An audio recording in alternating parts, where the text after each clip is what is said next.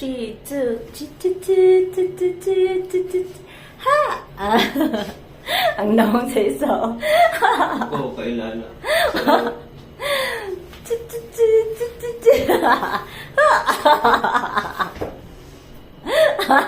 Good morning, Cebu!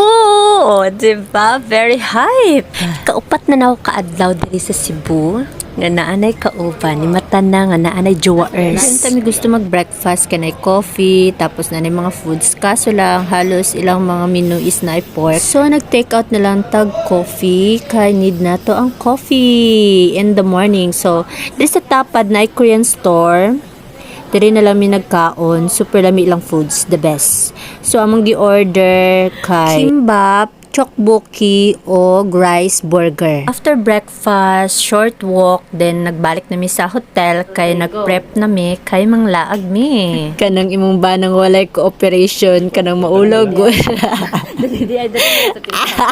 So, ang atong first stop is diri sa Heritage Monument of Cebu. From our hotel, walking distance lang siya, mga 1 kilometer lang.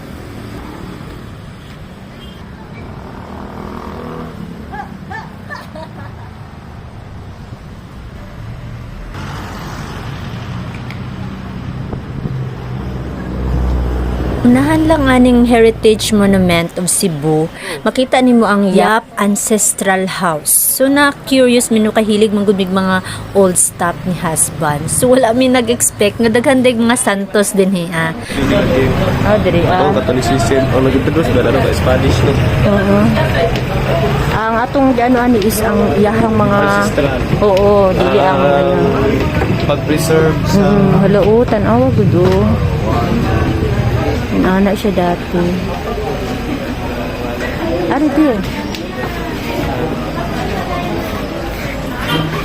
Pag-preserve nila sa ano ba? Mga antique kayo. Lagi mo sige nang harana sa imo. Mga antique. Antique.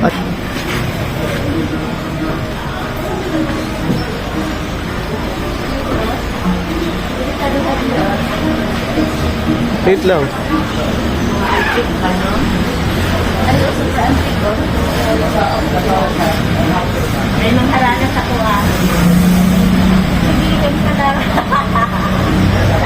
Ano sa'yo sa amin? Ano ba?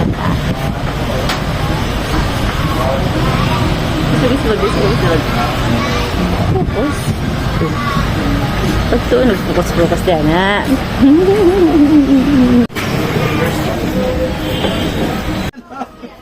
Walang